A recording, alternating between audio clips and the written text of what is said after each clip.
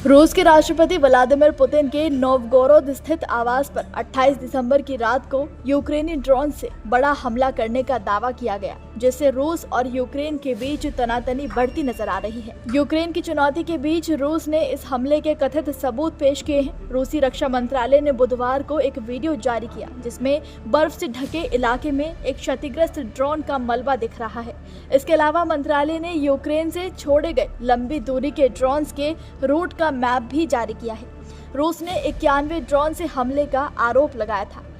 रूस के रक्षा मंत्रालय ने कहा कि यूक्रेनी सेना ने ये ड्रोन सुमी और चर्निहिव इलाकों से छोड़े थे, लेकिन रूसी डिफेंस सिस्टम के सक्रिय होने से धनजन की कोई हानि नहीं हुई है। पुतिन के आवास पर 28 से 29 दिसंबर की रात में 91 ड्रोन से हमला किया गया था, लेकिन रूसी एयर डिफेंस सिस्टम ने उन सभी को आकाश में ही नष्ट कर दिया था। मंत्रालय का दावा है कि यूक्रेन ने पुतिन आवास पर एक साथ कई दिशाओं से हमले का प्रयास किया था। ये हमला टारगेट करके सुनियोजित और चरणबद्ध तरीके से किया गया था। रूसी विदेश मंत्री लावरोव ने इसकी पुष्टि की थी। उन्होंने संकेत दिए थे कि वो शांति वार्ता को लेकर अपनी शर्तों में अब बदलाव कर सकते हैं। इसकी वजह से रूस यूक्रेन युद्ध रोकने के लिए शांति समझौते के प्रयासों पर खतरे के बादल मंडराने लगे हैं। तो वहीं रूसी राष्ट्रपति के आवास पर हमले की कोशिश पर प्रधानमंत्री नरेंद्र मोदी ने भी चिंता जताई थी।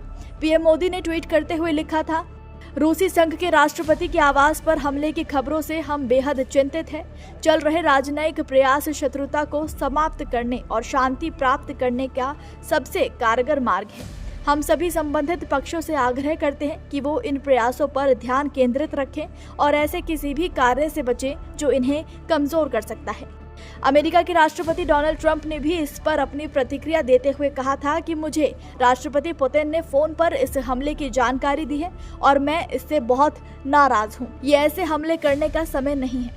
हालांकि अब यूक्रेन और उसके राष्ट्रपति वोलोदिमीर ज़ेलेंस्की ने पुतिन की आवास पर किसी भी तरह के हमले की कोशिश के आरोप को सिरे से खारिज करते हुए इसे मनगढ़ंत बताया है। उन्होंने इसे शांति वार्ता से पीछे हटने और अपने हमलों को जायज ठहराने के लिए रूस की चाल करार दिया है। यूक्रेनी विदेश मंत्री ने रूस को ड्रोन अटैक के सबूत दिखाने की चुनौती दी, तो वहीं रूस ने कहा कि यूक्रेन का ये दावा झूठा है कि उसने रूसी राष्ट्रपति के आवास पर हमले की कोशिश नहीं की। सबूत के तौर पर रूसी रक्षा मंत्रालय की तरफ से फुटेज जारी की गई थी, जिसमें बर्फ में पड़े काले ड्रोन का मलबा दिखाई दे रहा है। उसके कलपुर्जे और तार भी नजर आ रहे हैं। दावा किया गया कि इसमें 6 किलो विस्फोटक लदा हुआ था। रूस की डिफेंस मिनिस्ट्री ने इसके अलावा एक मैप भी जारी किया है, जिसके बारे में दावा किया है कि यूक्रेन के लंबी दूरी के ड्रोन्स का रूट है और इसका निशाना पुतिन का आवास था। बताया गया कि यूएवी यूक्रेन में कई लोकेशन से निकले थे। हालांकि यूक्रेन इन सभी वीडियोस को एआई जनरेटेड बता रहा है। बता दें कि इस हमले को फेक बताने के पीछे 3 तर्क भी दिए जा रहे हैं। पहला तर्क है कि अमेरिकी सुरक्षा एजेंसी ने हमले की बात नकारी है। अमेरिकी सुरक्षा अधिकारियों ने अखबार द वॉल स्ट्रीट जर्नल को बताया कि यूक्रेन ने पुतिन या उनके किसी घर को टारगेट करते हुए कोई हमला नहीं किया। हालांकि यूक्रेन इस इलाके के पास रूस के सैन्य ठिकानों पर हमले की योजना को स्वीकार कर रहा है। दूसरा तर्क है कि आसपास के लोगों को धमाके की कोई आवाज नहीं आई। अगर ऐसा कुछ होता तो पूरे शहर में इसकी चर्चा होती और आसपास के इलाके के लोगों को इसकी आवाज जरूर आती। तीसरा तर्क है कि बर्फ पर गाड़ी के टायर के निशान नहीं बने हैं। फुटेज में जो कार बर्फ पर चल रही है उसके टायर के निशान नहीं बन रहे हैं। इस दावे के बाद से ये साफ है कि दोनों देशों में चली आ रही सीज फायर की बात पर भी इसका गहरा असर पड़ सकता है। तो वहीं राष्ट्रपति पुतिन के आवास पर हुए हमले के बाद रूस भड़का हुआ है। रूस के ड्रोन ने यूक्रेन के ओडेसा शहर में रिहायशी इमारत और विद्युत ग्रिड को निशाना बनाया है। रूस की ओर से कहा गया कि उनकी सेना पुतिन पर किए गए अटैक का बदला लेकर ही दम लेगी।